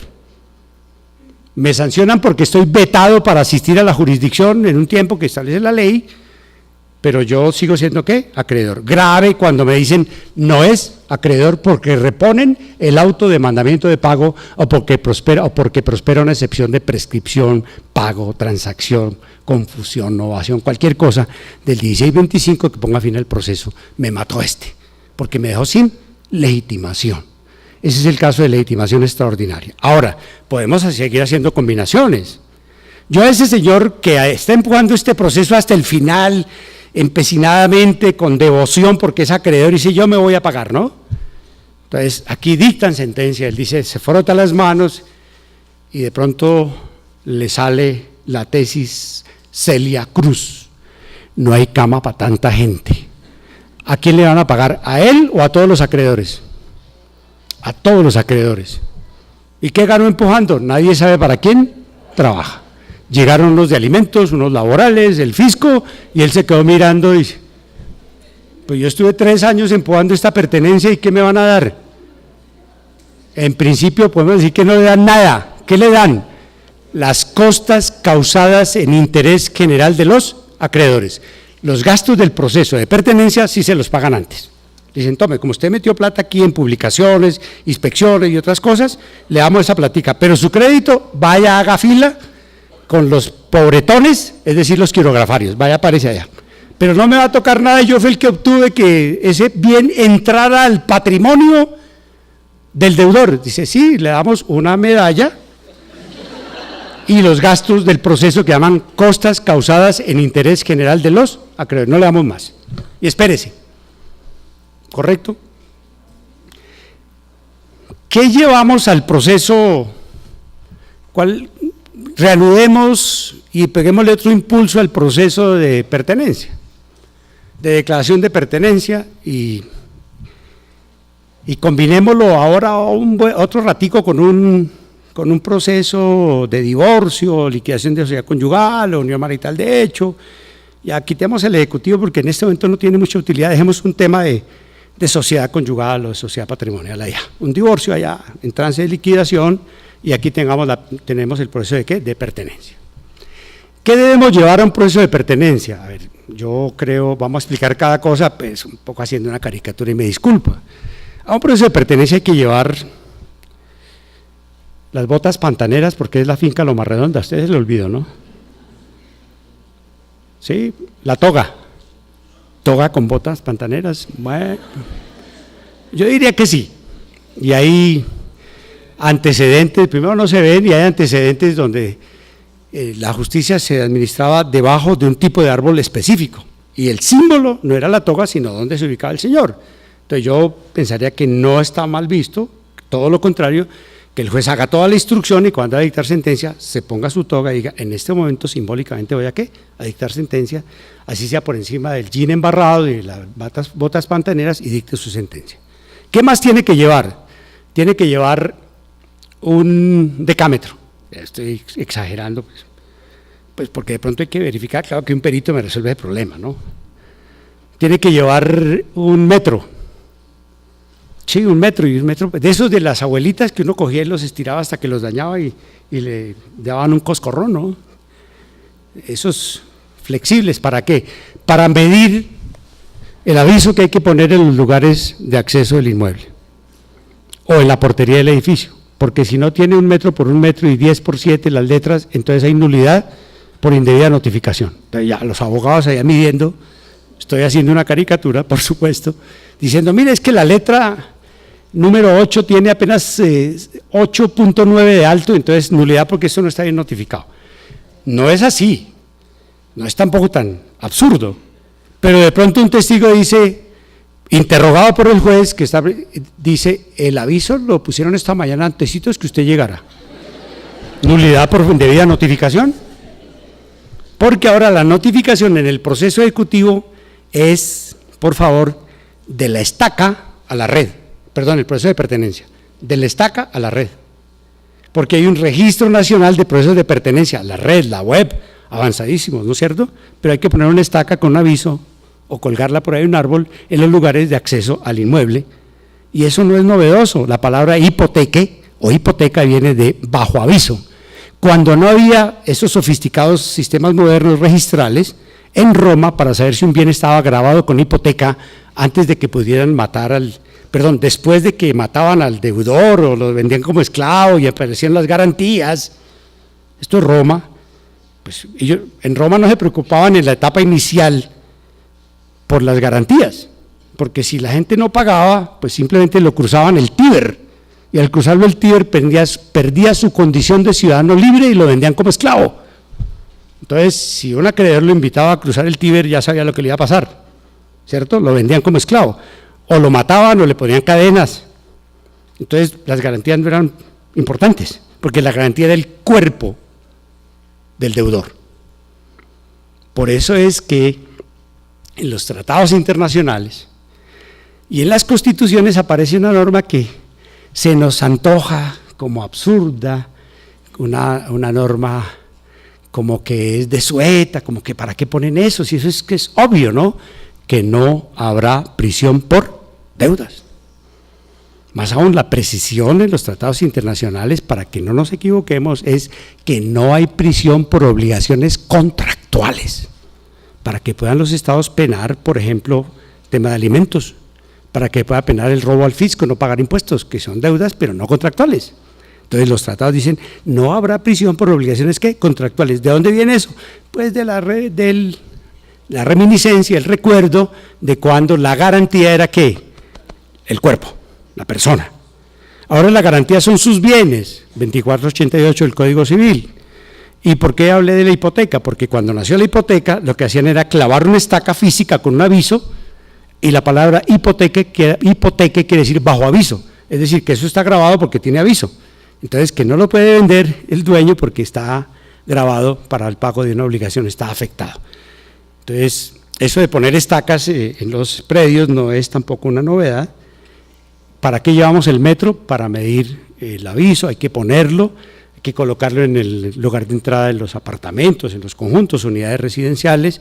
Entonces ya llevamos la toga, las botas, el metro, el decámetro, y lo último, bueno, lleven la Constitución y el Código General del Proceso, por favor. Lleven el GPS. Yo sé que se dice así, pero no lo sé manejar. ¿Por qué razón? Porque es posible, yo sé que lo hacen una caricatura, que les den 10.000 vueltas y los coloquen en tierras de grupos ancestrales. Entonces ustedes se conectan, si son hábiles, hoy es posible, se conectan y dicen, la red geodésica del Instituto Agustín Codaxi me dice que estamos parados aquí en una reserva natural o en tierras de negritudes y eso, o en un resguardo, y esto es ¿qué? Imprescriptible. E inmediatamente sacan su computador, que también lo llevaron cargado, por favor, que no tienen dónde conectarlo, en Loma Redonda no hay corriente, la energía eléctrica, y conectan su computador y le dan una macro que dice CHIF8, ¿no? Y aparece pues toda la denominación, o hablan, si quieren hacer acta, y le dicen, mire, he llegado a la conclusión con esto y con esto, que estamos en una reserva hídrica, en un parque natural, estamos en tierras de grupos étnicos, negritudes, luego esto es imprescriptible, más allá de toda duda, lo obvio es que se soporte con un dictamen mejor, correcto, que ojalá esté antes, para saber dónde llegó, y dictan 375 del Código General del Proceso, por favor, interprétenlo, se los ruego, como garantía para las partes, porque el código quedó mal, en mi opinión, porque dice que dictará providencia que es apelable, que es, recuerda que dijimos que flexibilidad, ¿no? O sea, rutas. El juez, en el momento que advierta que es imprescriptible, yo digo, el código dice providencia que es apelable. ¿Qué providencia es esa? Una sentencia. Porque si dictan un auto, le están quitando a la parte el recurso de casación. Más aún, el pobre demandante, decirle, oiga juez, ya que me va a perjudicar, pues perjudíqueme con sentencia, no con auto. ¿Sí? Dícteme una sentencia. Porque está resolviendo una de las condiciones esenciales, ¿recuerdan? El trípode o el triángulo, ¿cuál es el bien? ¿Qué es la cosa? ¿Qué característica, qué naturaleza tiene la cosa adquirida o que se pretende adquirir mediante la usucapión, que es la expresión más correcta? ¿Qué otras vicisitudes pueden surgir en la diligencia? Pues que haya sentencia anticipada en cualquier sentido. Igual cuando se superan los elementos, cambiaríamos un triángulo a un cuadrado diciendo, mira un momentico, los actos de posesión. Entonces dibujo, tengo legitimación activa, legitimación pasiva, está perfecto, prescriptibilidad, y aquí tengo los actos de posesión, aquí está la prueba donde viene, documentos, yo ya las tengo en una lista en el computador, documentos, ha dado en arrendamiento, ha pagado los impuestos, le ha puesto servicios, le ha hecho cerramientos, declaran los trabajadores, declaran los vecinos, esto es muy importante, porque los avisos tienden a una defensa comunitaria de la propiedad, porque los llamados a identificar quién es dueño a partir de la posesión, pues son esencialmente los vecinos, el juez no está al tanto de saber.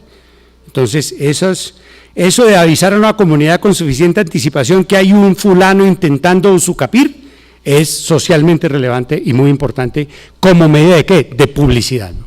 Entonces, el proceso de pertenencia tiene ahora mayor publicidad, es un declarativo para mí muy importante, tremendamente importante, uno de los más importantes porque le debe la judicatura y la legislación y los cultores del derecho procesal le deben a la sociedad el atraso en la titulación de las tierras que genera pues conflictividad social, aunque no lo crean, esto está conectado con La Habana, negociación, tierras, la paz, que los ciudadanos tengan acceso al crédito, acceso a la propiedad, sean identificados como dueños, es tremendamente importante. Hay que hacer servir el proceso de pertenencia para lo que corresponde. Habíamos hecho la promesa de vincular esta pertenencia, este proceso de pertenencia, vincularlo a un proceso de familia, llamémoslo un proceso de unión marital de hecho, o mejor, un proceso de de alguna forma de liquidación de la unión marital de hecho, de la sociedad patrimonial o de la sociedad conyugal. Entonces, ¿qué tiene que ver con la legitimación? ¿Por qué con la legitimación? Porque pasó que allá hay un matrimonio, una sociedad conyugal. Y el señor, muy codicioso, tenía la creencia de que él era el poseedor. ¿Por qué tenía la creencia de que él era el poseedor? Vamos a hacer un caso un poco difícil, pues porque el señor iba y allá y cuidaba, cerraba, trabajaba, le ponía la espalda, si ustedes quieren, al sol y se mojaba y las manos encallecidas y jalaba el asadón y cercaba y martillo y hacía todos los actos típicos de trabajo en el inmueble, ¿no? Y explotaba y ordeñaba las vacas y recogía la papa y todo lo que sea esa explotación de lo más redonda. Y él dice, pues, pertenencia, y le demandó al juez la declaración de ¿qué? De pertenencia. Entonces, están declarando la pertenencia, legitimado, pues sí, está legitimado y está en el día de la inspección judicial. Y el señor ni siquiera invitó a la señora a la inspección judicial. No le invitó, porque él creía que él es el poseedor, repito, lleva mucho tiempo, póngale 10, 12 años, póngale 12 años él explotando, ¿sí? 12 años explotando, pero no la invitó. Y la señora se invitó y fue a la inspección judicial y le dijo, juez, le voy a demostrar una cosa. ¿Qué le voy a demostrar? Mire, aquí tengo unos documentos. Nosotros nos casamos hace 15 años. Dice, bueno, entonces, ¿de quién es el bien? ¿Del señor, de la señora, de la sociedad conyugal? La pregunta, ¿para quién es? Que es la pregunta, ¿está legitimado o no está qué? Legitimado. Porque él empezó solo el proceso diciendo que es poseedor. Entonces la señora le plantea el siguiente panorama al juez en la diligencia de inspección judicial. Dice, todo eso es cierto, yo no discuto. Aquí el que ha trabajado es este pobre hombre. Pero hay un pequeño problema, y es que él lleva aquí 12 años, nuestro matrimonio tiene 15, ¿sí? Pero hace 20 años yo inicié la posesión de este predio. Dice ella, yo soy la que llevo 20 años pagando ¿qué? El impuesto. La pregunta es, ¿el inmueble es propio o social? Son de las preguntas que les pueden hacer en medio de una inspección. Porque si ustedes consideran que el bien es propio de la señora, el señor no tiene legitimación. Porque no tiene legitimación, porque no es poseedor. Pero si es el que trabaja, ¿cómo se le ocurre? Sí, señor. Pero el bien no es social. Demos la respuesta ya. ¿El bien es propio de quién? De ella. ¿Cómo así? Sí, si alguno de ustedes está pensando casarse pasado mañana con algunas de las compañeras que aquí, porque saben que ella es poseedora hace 15 días, perdieron el tiempo. Porque ese bien se casan mañana, pero el bien es de ella, no es de la pareja ni es social, es de ella. Conclusión, ¿cuál es la regla? La regla es, si en el inicio de la posesión, cosa que hay que probar, si el inicio de la posesión es anterior al matrimonio, el bien es propio. El bien es propio, haga lo que haga dentro de la sociedad, póngale lo que le ponga. Inclusive puede haber levantado una construcción de 20 pisos, ¿se está construyendo en qué? En suelo ajeno. ¿Cómo así? Sí, porque el predio es de la señora. Entonces, él carece de legitimación y le van a decir, usted no puede impulsar este proceso porque el bien es propio y eso no está pasando en la audiencia, en la diligencia de disposición judicial, el bien es propio. La prueba de que esto es propio está en el artículo 1792 del Código Civil, no lo encuentran ni en la prescripción, ni lo encuentran en derechos reales, sino en las reglas de la sociedad conyugal. Dice que no pertenecen a la sociedad conyugal los bienes cuyo título de adquisición, aquí la palabra título tiene un sentido muy fuerte, cuyo título de adquisición es anterior al matrimonio. Y aquí el título son los hechos, no la sentencia del juez. Aquí el título son los hechos. porque la señora, por favor, abran los ojitos bien y los oídos, ¿sí? Desperécense un poquito, ¿no? La señora es dueña desde el primer día que entró en posesión. Y cuando el juez le da el título, declara lo que ya ocurrió. Y lo que ya ocurrió es que ella entró en posesión y quedó revestida de la presunción legal de que el poseedor se reputa dueño, mientras otro no demuestre serlo. Luego la magia reside en que cuando el juez dicta la sentencia, se reconoce que ella es dueña desde el primer día, y ella es realmente dueña en el momento en que completa los tiempos de prescripción, dependiendo de la prescripción, digamos los 10 años, 791, del 28 de diciembre del 2002, ese día se volvió dueña retroactivamente, permítanme el lenguaje, ¿sí? Con retroacción, ¿a cuándo? Al primer día, porque se es dueño, Código Civil, se es dueño desde cuando se inicia la posesión, porque el poseedor se reputa dueño, mientras otro no desquicie esa presunción. Y aquí, lejos de desquiciarle, lo que fue cuando ella retire a su marido y le diga, quite de aquí, como hacen siempre, ¿no? Y tome el lugar en el proceso, y presente la demanda, le van a decir, usted es dueña desde el primer día. Conclusión: cuando uno persigue un bien respecto de un deudor que ya ha cumplido el tiempo de prescripción, ese bien, eso no es una expectativa, eso no es un mero derechito, eso es la propiedad misma. El que completa el tiempo de posesión es dueño. Falta una cosa menor, yo estoy siendo muy duro en el lenguaje, una cosa menor, la sentencia del juez. Pero el juez solamente, miren el nombre, el preciosismo de la técnica, el nombre es declaración de lo que ya ocurrió. Los efectos de la sentencia no son hacia el futuro. Inclusive, permítanme, esto es don Claro Solar, Luis Claro Solar, si él por alguna circunstancia hipotecó el bien, ¿cómo lo hipotecó? Pues hizo una escritura de hipoteca. ¿Cuándo la hizo? ¿En el segundo año de posesión o al segundo día? Pero no la registraron. El día que llega la sentencia, la registran.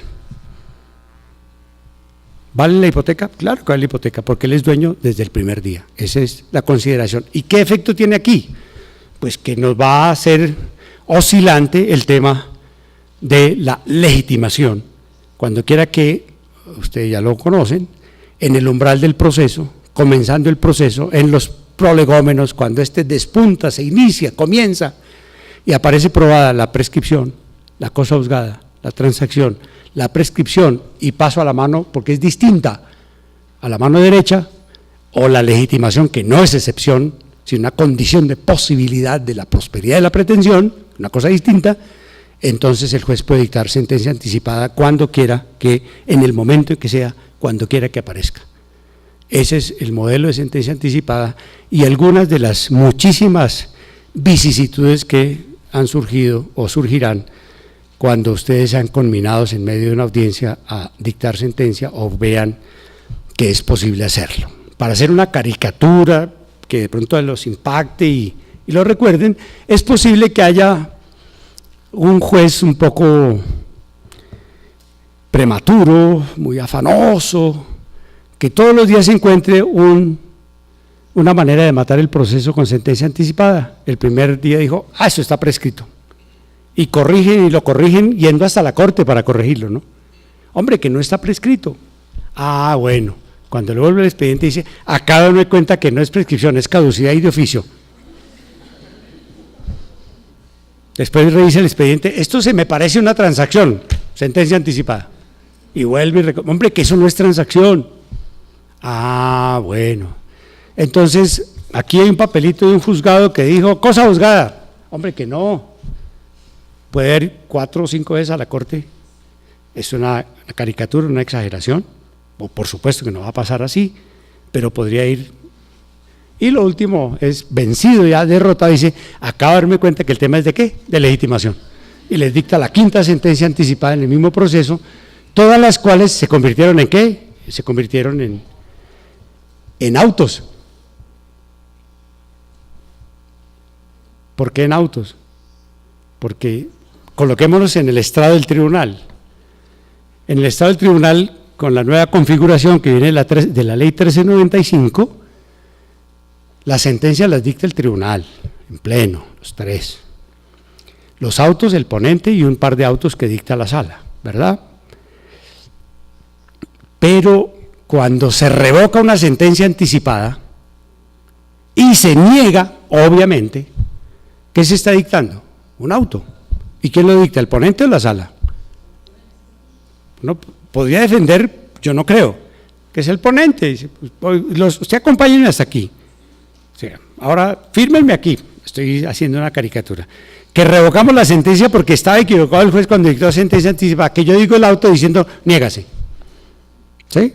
Es un cambio de sentencia por auto, entonces esa era sentencia, fue casada o revocada en el tribunal, se convierte en un auto dictado por la sala diciendo no hay. Cuando quiera que se niega la posibilidad de cosa juzgada, transacción, prescripción, caducidad, cuando se dice no, no hay sentencia. Hay sentencia cuando se dice sí. Por eso les digo que el damnificado siempre es ¿quién? El demandante. ¿Sí? El demandante. Cuando el tribunal o el juzgado, quien sea, niega la posibilidad de que ocurra una terminación temprana, prematura del proceso, eso es un auto. Llevar a la ruta de los autos, no de las sentencias. Este es un examen, digamos, muy superficial dentro de lo que cabía ser una contrastación entre las conexiones de un proceso declarativo, uno solo, porque si hablamos de los demás, pues no hay tiempo, con el proceso ejecutivo, con un llamado final a decirles, por favor, el proceso ejecutivo es con el Código Civil en la mano, eso no es con el Código General del Proceso, ni el procedimiento civil. El éxito de manejar un proceso ejecutivo como corresponde es saber derecho de obligaciones y preguntarse desde la perspectiva del derecho de obligaciones, son ustedes muy generosos, ya no bostecen más, ya nos vamos. Vale, gracias.